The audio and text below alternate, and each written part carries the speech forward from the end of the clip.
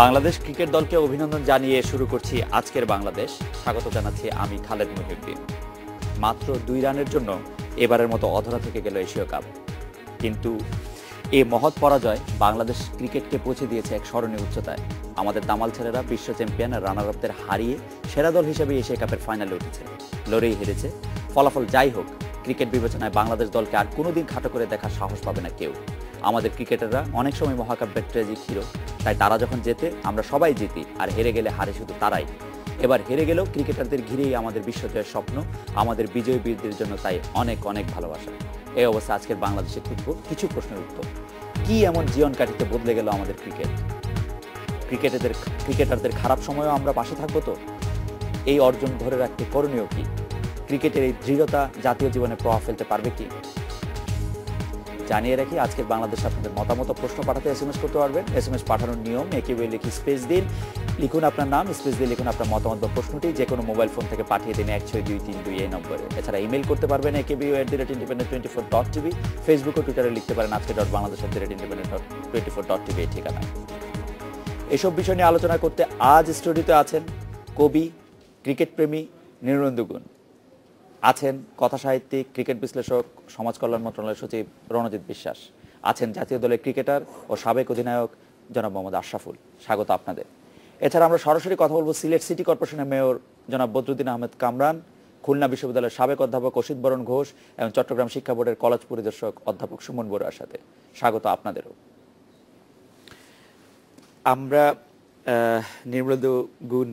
কবি নির্মলেন্দু গুণ, আপনার কাছেই জানতে চাইব যে আমাদের মন খারাপ, কিন্তু অর্জনটাও ঠিক কম নয়। আপনি কিভাবে দেখছেন জিনিসটা? আমি আজকে অনুষ্ঠানটাতে আসতে রাজি হয়েছিলাম এই প্রত্যাশায় যে আজকে বাংলাদেশের একটা স্মরণীয় জয় হবে এবং সেই বিজয়ের মুহূর্তটা আমরা এখানে সেলিব্রেট করতে পারবো। তো সেটি শেষ পর্যন্ত হলো না, যদি আমরা খুব কাছাকাছি গিয়েছিলাম, আমাদের সেটা হয়নি। তবু যে কথাটা আপনি বলেছেন যে বাংলাদেশ যেভাবে উঠে এসেছে এই টুর্নামেন্টের ভিতর দিয়ে এশিয়া কাপের এর মধ্যে, এর থেকে বোঝা যায় যে বাংলাদেশ এখন যে কোনো দলকে চ্যালেঞ্জ করতে পারে, অন্তত 50 ওভারের খেলায়। এখানে আশরাফুল উপস্থিত আছে আমাদের প্লেয়ারদের মধ্যে। সে যখন অস্ট্রেলিয়ার এগেইনস্টে সেঞ্চুরি করেছিল,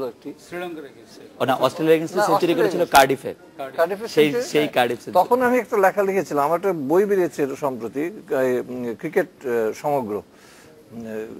রঞ্জিত অনেক ক্রিকেট নিয়ে লেখালেখি করে, আমিও করি, দীর্ঘদিন ধরে করছি, প্রায় গত 30 বছর ধরে লিখি। তো সেগুলো কিছু নির্বাচিত লেখা নিয়ে এই বইটি বেরিয়েছে। সেখানে আমি তখন লিখেছিলাম ক্রিকেট বিশ্বের উদ্দেশ্যে বাংলাদেশের সতর্কবাণী।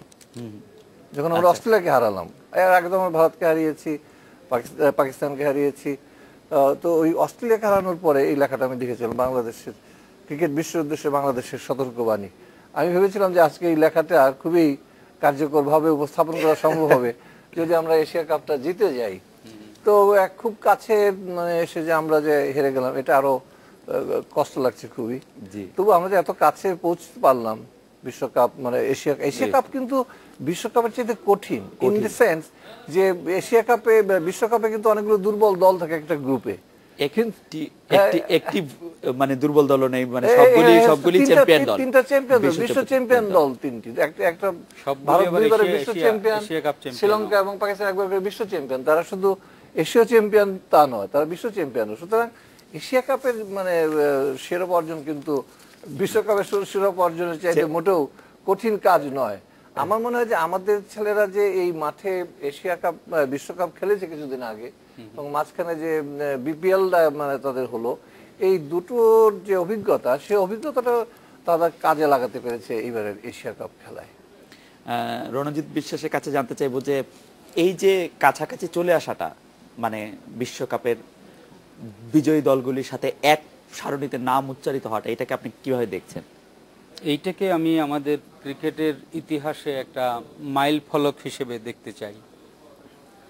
আমরা আসলে এমন একটা অবস্থানে এসে দাঁড়িয়েছি যেখান থেকে হয়তো আমরা পূর্বের অবস্থানে, যখন আমাদের ব্যাপারে সবাই, আমাদের যোগ্যতার ব্যাপারে, আমাদের ক্ষমতার ব্যাপারে সবাই সংশয়বিদ্ধ ছিল, তেমন একটা অবস্থানে আমরা যাব না। আমরা এই অবস্থানে আসার পরে আমার আজকে একটা মনে হচ্ছিল, অতৃপ্তি আমাদের সবার আছে, বেদনা আছে, কষ্ট আছে আজকের খেলা দেখে। তারপরও একটা শিরোনামের কথা মনে পড়ছে আমাদের এই ঢাকা শহরেরই একটা পত্রিকা, বেশ আগে যখন বাংলাদেশ টেস্ট ম্যাচে আসেনি, যখন ওডিআই এর স্ট্যাটাস পায়নি, তখন পূর্ণ শক্তির ভারতের বিরুদ্ধে ঢাকার একটা মাঠে আমরা 1 রানে হেরেছিলাম।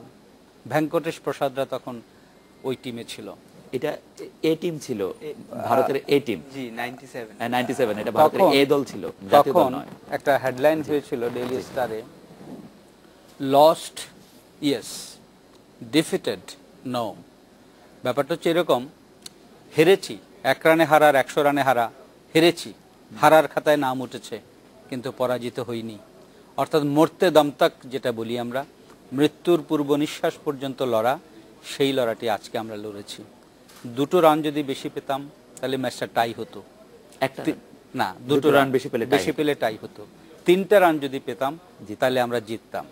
তো এইরকম একটা স্নায়ু বিনাশী অবস্থার মধ্যে একটা কথা মহিউদ্দিন, আমরা যেন সবসময় মনে রাখি, যুদ্ধ যখন স্থায়ী স্নায়ু হরণকারী হয়, স্নায়ু বিনাশী হয়, তখন মানুষের বুদ্ধি নাশ হয় কোনো কোনো ক্ষেত্রে। আজকেও এই ম্যাচটাতেও কোনো কোনো ঘাটে, কোনো কোনো পয়েন্টে কেউ কিন্তু ইচ্ছে করে হারতে চায় না, সবাই চায় জিততে এবং একেবারে জেতার উদগ্র বাসনা নিয়েই কিন্তু খেলতে নামে। তারপরও ঘাটে ঘাটে কিছু ভুল বোধহয় আমাদের হয়েছে, কিছু কিছু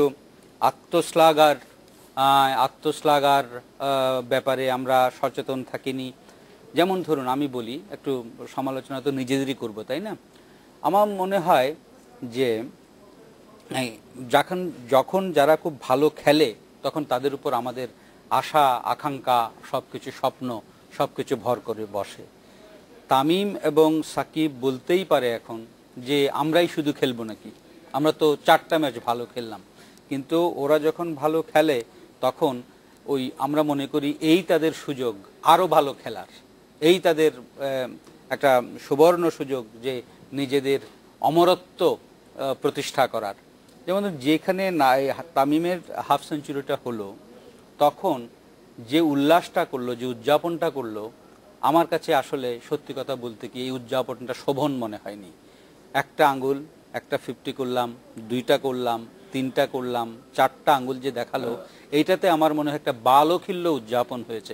রঞ্জিতা, আমি এই জায়গায় একটু তামিমকে ডিফেন্ড করতে চাই। এইটাই তো তামিম, এই তো তামিমের সাহস,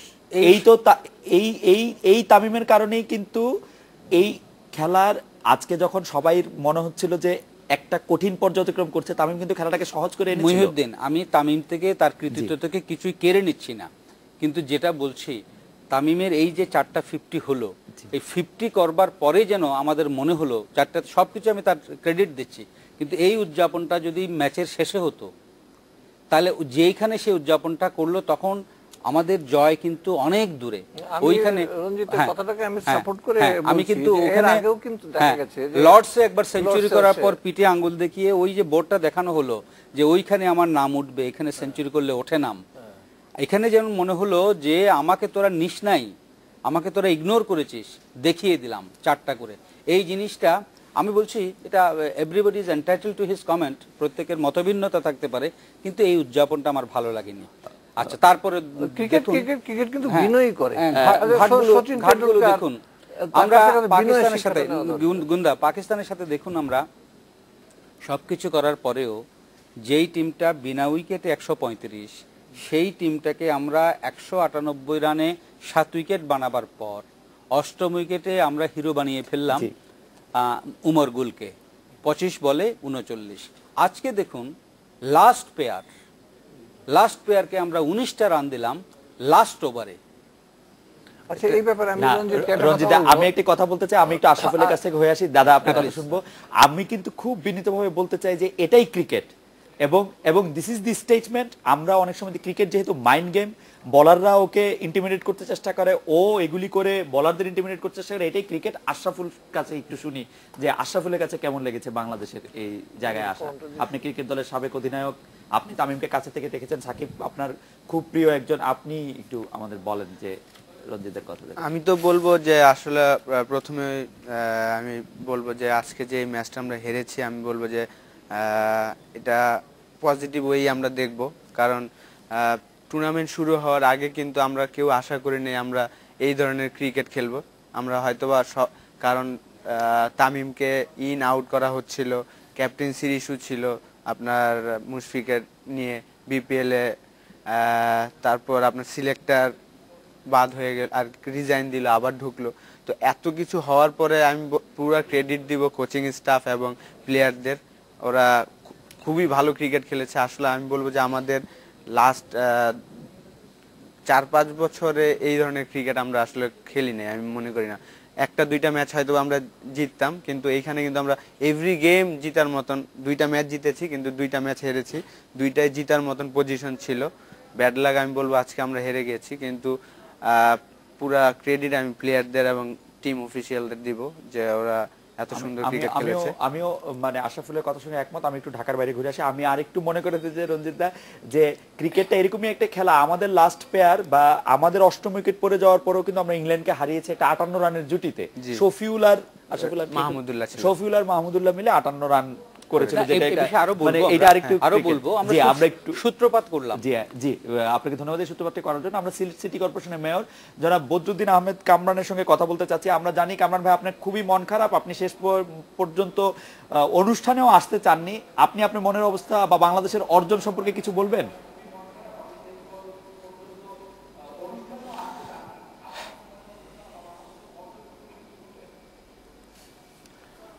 ধন্যবাদ।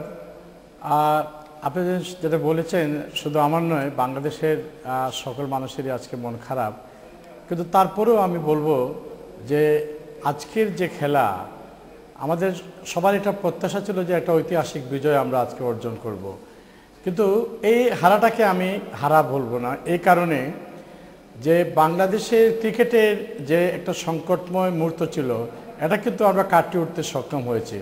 আমাদের জাতীয় ক্রিকেটাররা বিশেষ করে এবারের এই যে এশিয়া কাপে যে খেলা তারা উপস্থাপন করেছেন, সেগুলোর একটা ধারাবাহিকতা কিন্তু ছিল।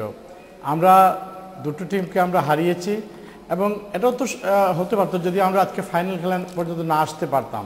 তো আমাদের ক্রিকেটাররা এমনভাবে খেলেছেন যে এই খেলার যে ধারাবাহিকতা, সেই ধারাবাহিকতার মধ্য দিয়ে আমি মনে করি যে আমাদের যথেষ্ট টিম স্পিরিট বেড়েছে, এবং বিশেষ করে কোচ, ম্যানেজার এবং সংশ্লিষ্ট কর্মকর্তা যারা আছেন, তাদের সকলেরই একটা অবদানের পেছনে রয়েছে। আমি ধন্যবাদ জানাই বাংলাদেশ সরকারের মাননীয় প্রধানমন্ত্রী জননেত্রী শেখ হাসিনাকে, যে তিনি নিজে মাঠে থেকে আমাদের খেলোয়াড়দেরকে উৎসাহিত করেছেন। এটা কিন্তু আমাদের কম প্রত্যাশা নয়। বিরোধী দলের নেত্রীও মাঠে ছিলেন, আমি বলবো যে আমরা মন খারাপ করব না। কামরান ভাই, এই কারণে মন খারাপ করব না ভাই, বিরোধী দলের নেত্রীও মাঠে ছিলেন, আমরা মন খারাপ করতে চাই না। তাকে ধন্যবাদ জানাবেন না?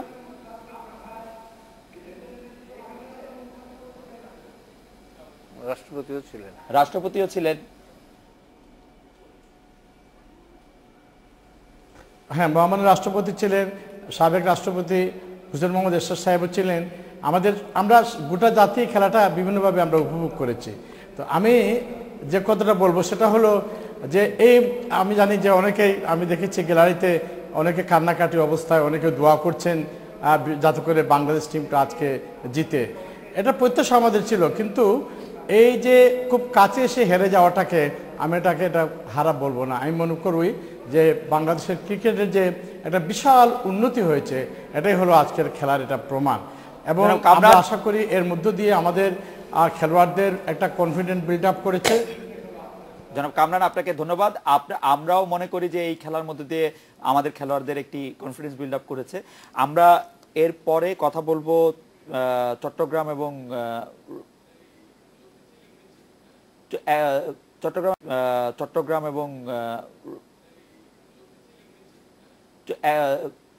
খুলনা থেকে কথা বলবো যে খুলনা বিশ্ববিদ্যালয়ের সাবেক অধ্যাপক অসিত বরণ ঘোষের সঙ্গে। অসিত বরণ ঘোষ, আপনি এই বাংলাদেশের এই পর্যায় পর্যন্ত আসাকে কিভাবে দেখছেন? নমস্কার। কিরকম লাগছে আপনার? এই পর্যায়ে আসার মধ্যে আমি এটা দেখছি যে অকস্মাৎ যেন কোনো একটা ম্যাজিক টাচ এসে বাংলাদেশের একটা আপাদমস্তক রূপান্তর ঘটিয়েছে। যে কথাটা ইতিমধ্যেই উচ্চারিত হয়েছে অনেক সুবক্তার কাছে, যে ধারাবাহিকভাবে একটি টুর্নামেন্টে একের পর এক দুই পরাশক্তি ক্রিকেটের তাদেরকে নাজেহাল করে হারানো এবং পাকিস্তানের সাথে ক্লোজ ম্যাচে যেভাবে বাংলাদেশ লড়াই করেছে, তাতে করে বাংলাদেশকে আমি গ্রিক ট্র্যাজেডির হিরোর সঙ্গে তুলনা করতে পারি। এবং আমরা সবাই জানি গ্রিক ট্র্যাজেডির যে হিরোরা, তারা পরাভূত হন না, তারা কখনো পরাজয় মেনে নেন না। সেটা পরাজয়, এবং যদিও পরাজিত হন তার মধ্যে এই পরাজয়ের মধ্যে কিছু মহত্ব বীজ তারা রোপণ করে যান। তো আমি এ বিষয়টাকে এভাবে দেখছি যে এই যে আমরা অতি কাছাকাছি এসে পেলাম না, এই না পারার অতৃপ্তিটা আগামীতে একদিকে যেমন আমাদের ক্রিকেটারদের একটা নতুন প্রেরণা যোগাবে, তেমনি সেই সঙ্গে তাদের একটা অসম সাহসিকতায় উদ্দীপ্ত করবে। এই বিষয়টি আমি দেখছি যে উই ক্যান মেক ইট, আমরা পারি এটা। আমরা করে দেখিয়েছি। ধন্যবাদ। মানে মাথা উঁচু করে দাঁড়িয়ে বিশ্বের সামনে। অসিত বরণ ঘোষ, আপনাকে ধন্যবাদ। চট্টগ্রাম থেকে সুমন বড়ুয়ার কাছে জানতে চাইবো যে নিশ্চয়ই চট্টগ্রামেও সব মানুষই খেলা দেখেছেন, চট্টগ্রামের লোকেরা খেলা দেখেছেন, আপনার প্রতিক্রিয়া কি এই এত কাছে এসে হেরে যাওয়ার ক্ষেত্রে?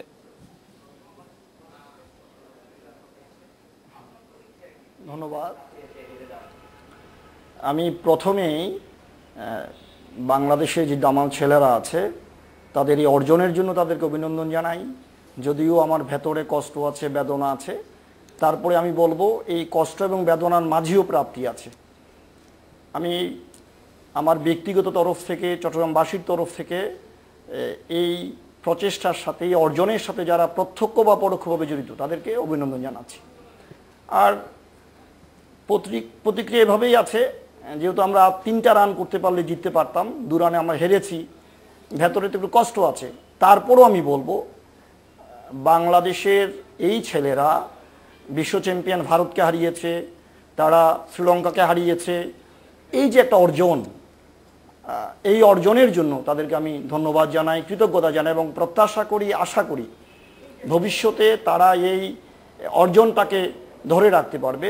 এই অর্জনের যে ধারাবাহিকতা সেটাকে তারা আরো সামনের দিকে এগিয়ে নিতে পারবে। সুমন বড়ুয়া, আপনাকে অনেক ধন্যবাদ।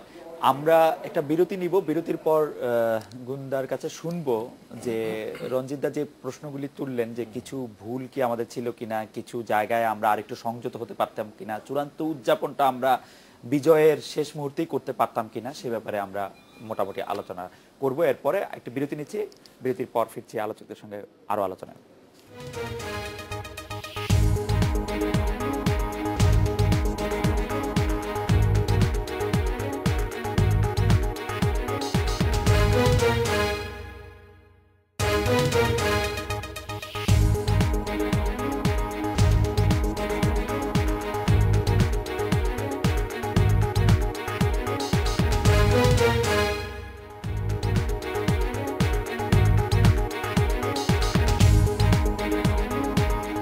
বিরতির পর ফিরে এলাম। আজকের বাংলাদেশে গুন্দার কাছে জানতে চাইছিলাম যে আজকের বাংলাদেশের খেলাটা সম্পর্কে আপনি কিছু।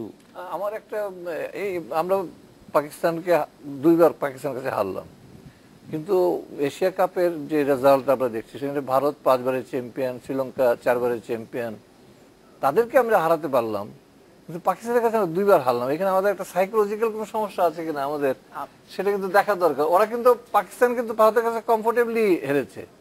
সেই ভারতকে হারিয়ে দেওয়ার পরে আমাদের যে প্রত্যাশা ছিল সেটা পূরণ হয়নি। সুতরাং এখানে আমাদের একটা মানে মনস্তাত্ত্বিক সমস্যা আছে কিনা সেটা আমাদের বিশ্লেষণ করে বের করা দরকার।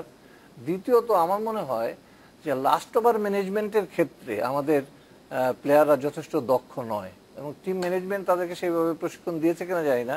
আমি ফার্স্ট খেলায় যখন পাকিস্তানের কাছে আমরা 21 রানে হেরেছিলাম, সেখানেও কিন্তু দেখা গেল যে লাস্ট 2টো ওভারে তারা কত 35 রান দিয়েছিল। হ্যাঁ, 25 রান দিয়েছিল, 35 না 25। আমরা হেরেছি 21 রানে। আচ্ছা, ওই ঘটনার পুনরাবৃত্তি কিন্তু আজকেও হলো। লাস্ট ওভারে আমরা 19 রান দিলাম, কিন্তু পক্ষান্তরে পাকিস্তান কি করছে? পাকিস্তান কিন্তু গত ম্যাচে স্লো ওভার রেটের রানের ওভার রেটের জন্য তারা ফাইন দিয়েছে। তারা নোয়িংলি যারা ফাইন দিবে, কিন্তু তারা সময় নিয়ে ভাববে এবং ব্যাটসম্যানদের উপর স্নায়ু চাপ তৈরি করবে। এটা ইন্টেনশনালি দে ডু ইট। আজকেও তারা সেই কাজটা করেছে, কিন্তু সেটা কাউন্টার করার জন্য আমাদের কোনো প্রস্তুতি ছিল না, যার ফলে লাস্ট ওভারে আমরা এত রান দিয়েছি। কিন্তু ওদের এগেইনস্টে আমরা যখন বল করতে যাচ্ছি তখন কিন্তু আমরা এই বোলারকে টাইম দিচ্ছি না চিন্তা করার জন্য, ফিল্ড প্লেসমেন্ট করার জন্য সময় দিচ্ছে না, প্রতিপক্ষ ব্যাটসম্যানদের সেট ব্যাটসম্যানদের উপর স্নায়ুচাপ তৈরি করার জন্যও কিন্তু এটা দরকার। আমরা সেটা করছি না। আমরা আইসিসি ল অনুযায়ী যে সময় বেশি নিলে আমাদেরকে ফাইন দিতে হতে পারে, আমরা ফাইনটাকে এড়িয়ে যেতে চেষ্টা করছি, কিন্তু ফাইন দিলে তো আমার প্রতিপক্ষের কোনো হচ্ছে না, ক্ষতি হচ্ছে না। আমার তো জয়টা দরকার, ফাইন দিয়েও যদি আমি জয়টা পাই তার দরকার। লাস্ট শুধু ফাইন দেওয়ার জন্যই যে এটা করা হয় না, এটা আমার মনে হয় আমরা একটু সাবেক ক্যাপ্টেনের কাছে শুনি আশরাফুল, যে আর শেষ ওভারটি কেন শাহাদাতকে করা হলো? একই ঘটনার পুনরাবৃত্তি হলো। অবশ্যই নাজমুল যদি ফিট থাকতো তাহলে আমার মনে হয় নাজমুলই করতো। নাজমুল আসলে আমরা দেখেছি ও ইনজুরিতে পড়েছে, তাই 2 ওভার করতে পারে নাই। তো শাহাদাতের আমি বলবো যে লাস্ট ওভারটা আমি বলবো যে আজকের ম্যাচের আসলে টার্নিং পয়েন্টটা ওইখানেই ছিল। আজকে আমরা বলবো যে উইকেটটা অন্য অন্য দিনের থেকে একটু ডিফিকাল্ট ছিল, কারণ আজকে বল একটু স্লো হচ্ছিল, আপনার উইকেট স্পিন হচ্ছিল। লাস্ট 4-5টা ম্যাচ কোনো স্পিন হয় নাই উইকেটে, ইজি ব্যাটিং করা যাচ্ছিল, কিন্তু আজকের উইকেটে ব্যাটিং করাটা ডিফিকাল্ট ছিল। 236 অনেক রান ছিল আমার মনে হয় পাকিস্তানের যে বোলিং অ্যাটাক। বলা হচ্ছে যে আপনার ইন্ডিয়া এবং শ্রীলঙ্কাকে আমরা হারিয়ে কমফোর্টেবল, কারণ ওদের থেকে পাকিস্তানের বোলিং অ্যাটাকটা কিন্তু বেশি স্ট্রং আমার মনে হয়। কারণ আজমল বলেন, আপনার ওমর গুল, আফ্রিদি, হাফিজ নতুন বলে খুব ভালো বল করে, চিমা। আজকে আমি যেটা বলবো যে আপনার কিন্তু ভারতের সঙ্গে খেলার দিন কিন্তু বোঝা যায় না, কারণ আপনার উইকেটটা কিন্তু বোঝা যায় যে পাকিস্তান টিমে কোনো ভালো বোলার আছে না। ওই পিচটার কথা আশরাফুল বলছিল যে পিচটা আজকে একটু ডিফারেন্ট পিচে খেলা হচ্ছিল, যেখানে বলগুলি আসলে একটু পিচ স্লো ছিল এবং টার্নিং ছিল, একটু টার্নিং পাচ্ছিল, সব স্পিনারই টার্নিং পাচ্ছিল। আপনার যেই ধরনের যে উইকেটে টার্ন হবে ওইখানে সাধারণত রিভার্স সুইংটা বেশি হয়। তো ওমর গুল আমরা জানি যে ও পুরান বলে ডেঞ্জারাস বলার, আপনার রিভার্স সুইং করাইতে পারে, খুবই ভালো। ইন দ্যাট কেস আশরাফুল আমি বলবো তাহলে আমাদের মাঠে খেলা হচ্ছে, আমাদের যারা গ্রাউন্ডসম্যান আছে তারা আমাদের প্লেয়ারদের জন্য শুট করে ব্যাটিং উইকেটই তো করা উচিত। না আমি পুরো গাভাস্কার কিন্তু পিচ রিপোর্টে বলেছে যে এটা অত্যন্ত ভালো ব্যাটিং।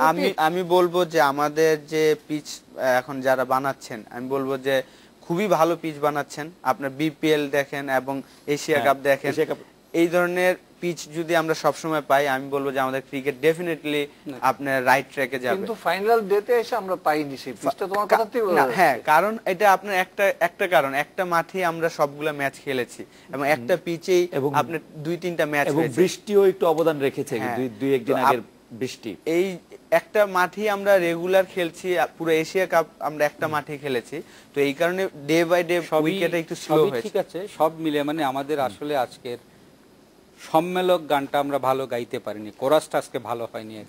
এই জন্য আর নালে এই যে আশরাফুলের সাথে আমি একমত যে এই 236 আসলে এই পিচের জন্য আজকে একটা মোটামুটি ফাইটিং স্কোর ছিল। কিন্তু কথাটা হচ্ছে আমি 236 রান দিলাম, হ্যাঁ লাস্ট ওভারটা আমাদের আসলে 236 রান তো দেওয়ার কথা ছিল না। এইটা হচ্ছে কথা, 236 যখন হয়ে গেছে তখন বড় রান তাদেরকে ব্যাটিং করতে পাঠালাম। না এটাও খুব, আমি এটাতে গুন্দা আমি খুব একটা না খুব একটা এটা আমি খারাপ হয়েছে মনে করছি না, with all respect to you. কারণ আমাদের দেখেছি এই যে 4টাতেই জিতেছে মুশফিক টসে এবং প্রত্যেকটাতেই প্রথমে সে ফিল্ডিং নিয়েছে, এবং এটাতে যে খুব ভুল করেছে সে তা নয়, ভুলটা হয়ে গেছে বা অনিচ্ছাকৃত কিছু ত্রুটি বা একেবারে সময়ের ডাকে আমরা সারা দিতে পারি নাই। এই যে ঘাটে ঘাটে যেমন লাস্ট ওভার ম্যানেজমেন্ট যেটা গুন্দা বলেন, আরও একটা জিনিস আছে কিন্তু আমাদের, যেটা পাকিস্তানের সাথে দুটো হারাতে আমাদের বোলাররা কখনোই যেন ভাবে না যে কোনো বিপদে তাদেরকে ব্যাট ধরতে হবে। তারা মনে করে বোধহয় আজকে কিন্তু আমি বলবো আপনার প্রথম ম্যাচ সাথে সেরকম না, হ্যাঁ প্রথম ম্যাচ থেকে কিন্তু আজকে অনেক ইমপ্রুভমেন্ট, অনেক ইমপ্রুভমেন্ট। আজকে মাশরাফি 18 রান দিয়েছে বলে আমরা তো কাছাকাছি যেতে পারলাম। আজকেরটা ইমপ্রুভমেন্ট হয়েছে, আজকে রাজ্জাকও অনেকক্ষণ টিকে ছিল, 9টা বোধহয় রান করেছে সে, কিন্তু দরকার ছিল এবং ওদের তো ওই সময় মারতে হবেই, কারণ এমন একটা অবস্থায় তারা ক্রিজ এসছে, তখন তাদেরকে আর অপেক্ষা করবার সময় নেই। সেটা ঠিক আছে, কিন্তু সেটা ওই যে প্রথম ম্যাচের যে সমালোচনা হলো, আমার মনে হয় যেটা সমালোচনার একটা ফলও হতে পারে, তাই না?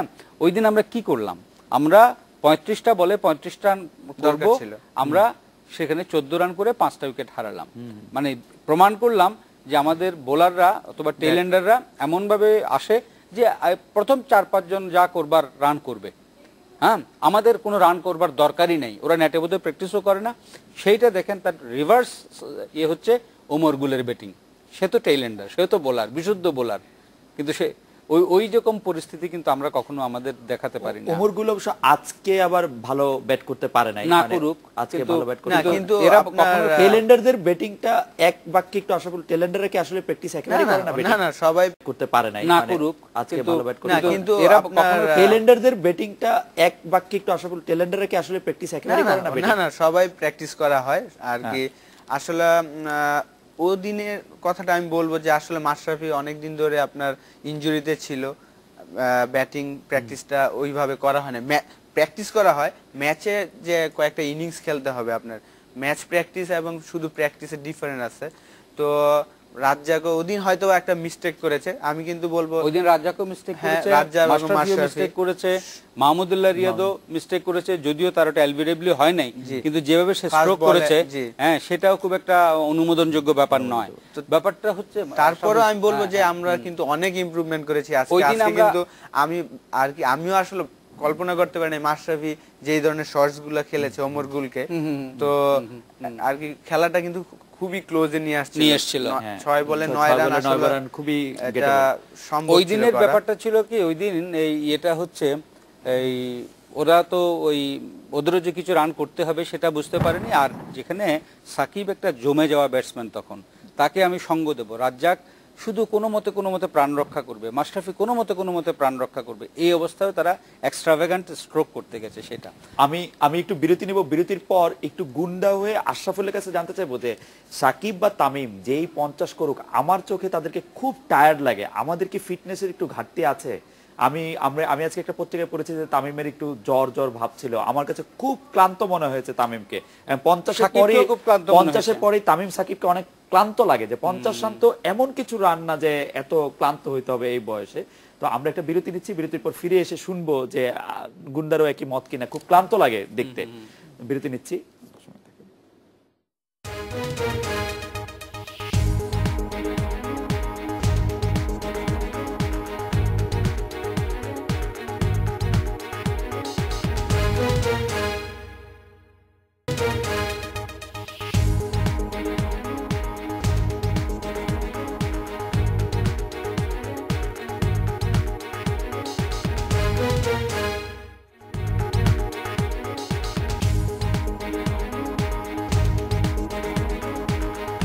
বিরতির পর ফিরে এলাম আজকের বাংলাদেশে। বিরতির ফাঁকে আমাদের সঙ্গে যোগ দিয়েছেন বিশিষ্ট ক্রীড়া সাংবাদিক, এটি নিউজের ক্রীড়া সম্পাদক জনাব অঘর মণ্ডল। উনি সরাসরি মাঠ থেকে আমাদের এখানে আসছেন, আমরা ওনার সঙ্গে কথা বলবো। আমরা যে প্রসঙ্গটিতে বলছিলাম, গুন্দা সাকিব এবং তামিমকে একটু যেন টায়ার্ড লাগে 50 করার পরপরই খুব বেশি, এটা কি এইটার কি কারণ বলে আপনি মনে করেন?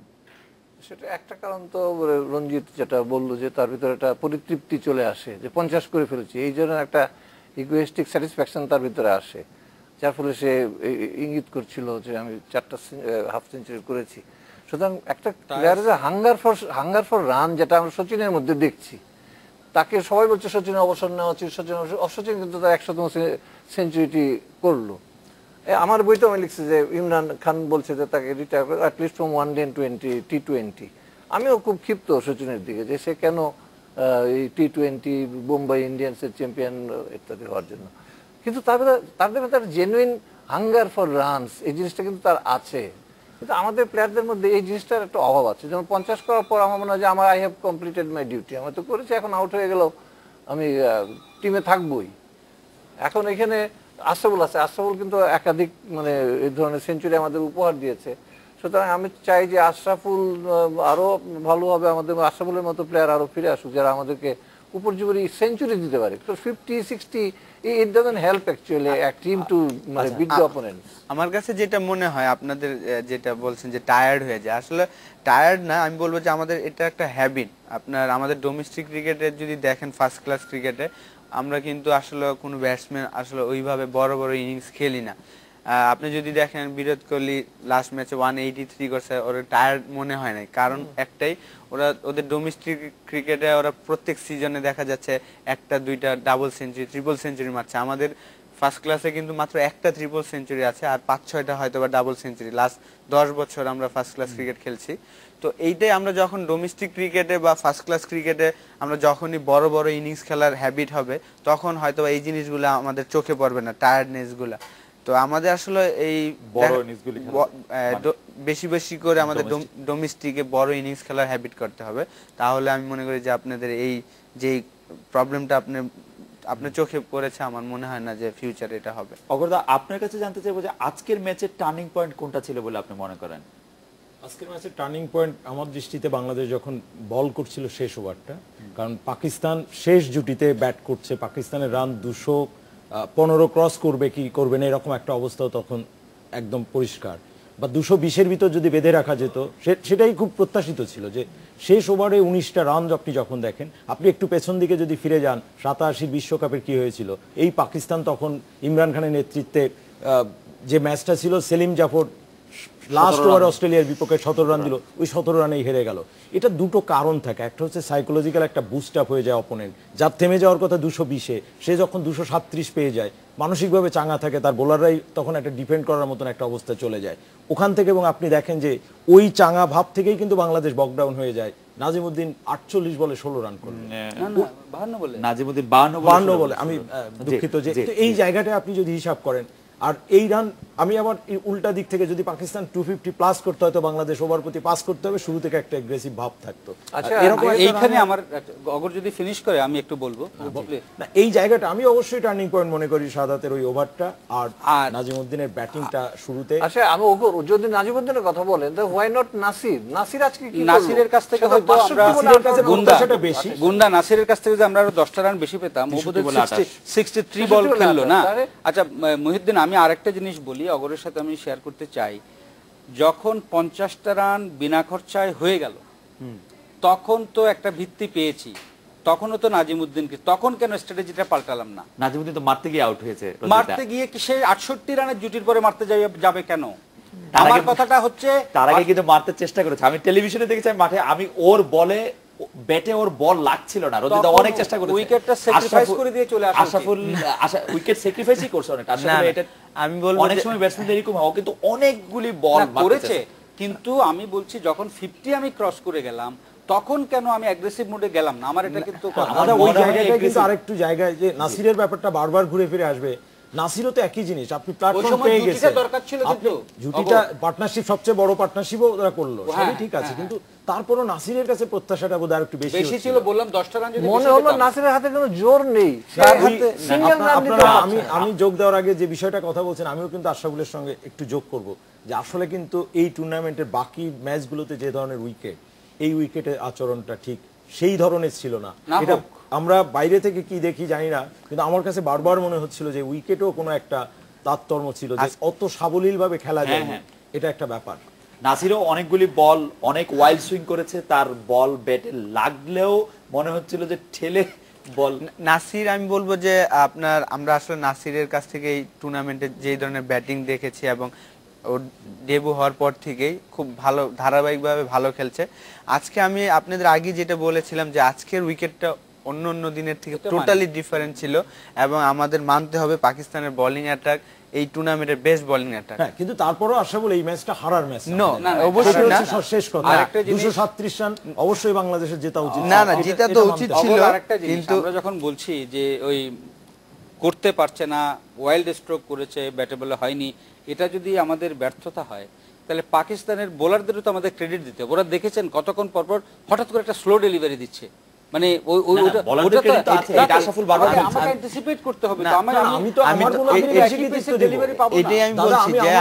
বেশি কৃতিত্ব দেবো যে তারা পাকিস্তানের মতন ব্যাটিং লাইনকে 236 রানে বেঁধে দিচ্ছে। আপনার প্ল্যাটফর্ম তারা তৈরি করে দিয়েছেন, আপনি পারেননি ডিউ টু ব্যাটসম্যানদের ফেইলিওর। আপনি সব কৃতিত্ব দেওয়ার পরেও বলবো আক্ষেপটা ওই জায়গাটায় যে আমরা উন্নতিও করলাম, আগের ম্যাচে অনেক বড় ব্যবধানে হারলাম, তার থেকে কাছে যে এবার হারলাম এবং জেতা ম্যাচটা হারলাম, শেষ মুহূর্তে এসে ওইটাই বলবে। আক্ষেপটা সেই কারণে, হ্যাঁ জিতলে আমরা এইখানে আলোচনার ধরনও চেঞ্জ হয়ে যেত, রাস্তার চেহারা চেঞ্জ হয়ে যেত, বিজয় উৎসবটাই হতো। লাস্ট ওভার ম্যানেজমেন্ট নিয়ে আমাদের প্রবলেম আছে, এটা অপোনেন্টের how to combat the opponent তারা তাদের বোলিং অ্যাটাক আমরা কিভাবে করবো আর কিভাবে আমি লাস্ট ওভারগুলো ডেলিভার করব, এই ব্যাপারে আমাদের আপনার সাথে আমি একমত যে আমাদের আসলে লাস্ট 5 ওভারে আর কি ডেথ বোলিং ডেথ বোলিং এ আমাদের আরো ইমপ্রুভ করতে হবে ডেফিনেটলি। আপনার এখানে আমি একটা থামাই, আমি যেটা জানতে চাই যে দর্শকদের যে উপস্থিতি এবং দর্শকদের চিৎকার এটা কি কোনো প্রভাব বিস্তার করে ব্যাটসম্যানদের মনোসংযোগের ক্ষেত্রে?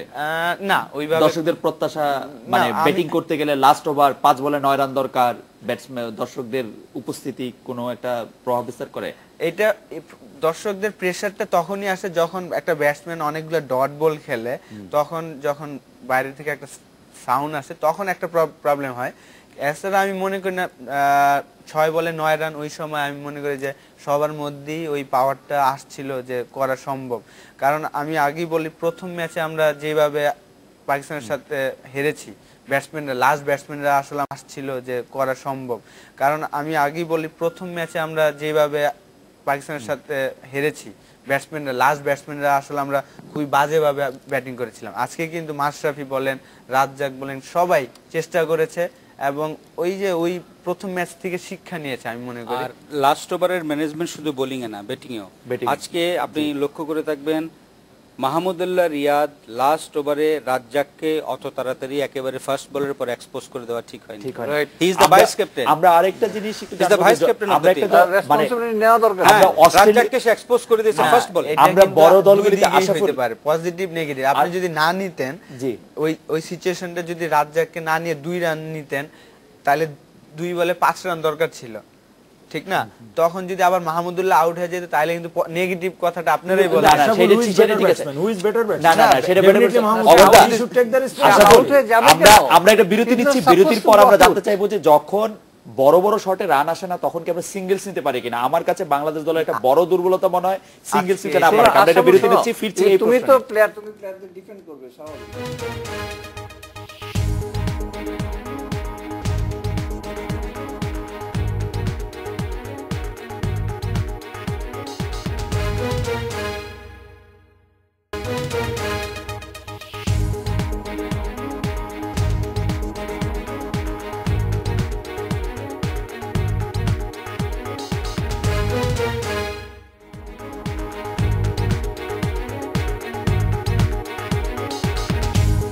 বিরতির পর ফিরলাম। আজকের বাংলাদেশে আমরা জনাব অঘর মন্ডলকে জানতে চাইছিলাম যে বাংলাদেশ দলের স্ট্রাইক রোটেট করা বা সিঙ্গেলস নেওয়ার ক্ষেত্রে একটু দুর্বলতা দেখা যায়, এটা কেন বা আপনার মনে হয় কিনা যে এটা একটু দুর্বলতার জায়গা আছে? এটা আসলে হচ্ছে যে প্র্যাকটিসটা শুধু নেটে তো নয়, প্র্যাকটিসটা হচ্ছে ম্যাচ প্র্যাকটিস। এরকম সিচুয়েশন তৈরি খুব কম হয়। আপনি এই টুর্নামেন্টে বাংলাদেশ যে ক্রিকেটটা খেললো প্রত্যেকটা, আজকে আমরা 2 রানের জন্য মনে হচ্ছে যে হেরে গেলাম, কাছাকাছি যেয়ে পারছিলাম না, কিন্তু একটা সময় তো এরকম অবস্থা ছিল না। আপনি নিজেই বলছিলেন একটু আগেও যে কদিন আগে আমাদের অন্যরকম হেডিং করতে হতো, সেই অবস্থা না। তো এই যে রোটেট করার ব্যাপারটা থাকে, যে প্রেশারটা কমিয়ে যায় যদি রোটেটটা আপনি করতে পারতেন। এবং আজকেও দেখেন শেষ দিকে এসে লাস্ট ওভারে 9 রান এরকম একটা অবস্থা এসে যায়। এটা হতো না যদি আমরা সিঙ্গেলসের উপর ইনিংস যারা শুরু করলেন। দাদা একটু আগে বলছিলেন যে উদ্বোধনী জুড়িতে 50 করার পরে আপনার যে বিগ শট মারতে হবে তার তো দরকার ছিল না। আপনি সিঙ্গেলসের পরে যদি খেলতেন 5 করে রান হলে 5ও আপনার কখনো আস্কিং রান ছিল না। তখন এই না পারাটা আমি মনে করি যে আসলে ম্যাচ প্র্যাকটিসের ঘাটতি। শুধু নেটে প্র্যাকটিস তো এক জিনিস না, ম্যাচে পরিস্থিতি আসে বলে তো একমত হবে কিনা যায় না। আর আমাদের লোকাল ক্রিকেটটা এরকম প্রেশারের ক্রিকেট আর এখন নাই। ডোমেস্টিক ক্রিকেট আমরা বারবার চিৎকার চেঁচামারি, ডোমেস্টিক ক্রিকেট তো অবশ্যই, কিন্তু সেটার অবয়বটা কীরকম সেটা একটা দেখার ব্যাপার আছে। আপনি সারা মাঠে কেউ নেই, দর্শক নেই, কে খেলছে আমরা জানি না, ডোমেস্টিক ক্রিকেট চলছে ফার্স্ট ক্লাস। ওই ম্যাচের প্রেশার আর এই ম্যাচের প্রেশার তো এক না। তো এই প্রেশার সিচুয়েশনটা কীভাবে আপনি হ্যান্ডেল করবেন, এটাও ব্যাটসম্যানের মেন্টাল মেকআপের একটা ব্যাপার থাকে। তো এটা করতে করতে একটা জায়গায় চলে যায়। তবে আমি আশা করবো যে তারপরও যদি আমরা আজকে ওই সিঙ্গেলটা নিতে পারতাম 2-1, তাহলে হয়তো ম্যাচের চেহারাটা চেঞ্জ হয়ে। আশা করি আমরা সিঙ্গেলস কম নিতে পারি কেন, মানে কারণটা কি? আসলে প্রথম 10 ওভারে আপনার 2 জন বাইরে থাকে আর বাকি 9 জন ভিতরে থাকে। তো ওই সময়টা আমরা আসলে অতটা ভালো সিঙ্গেলস খেলতে পারি না। আমরা বেশিরভাগ বাউন্ডারিতেই এফোর্টটা দেই বাউন্ডারি মারার জন্য।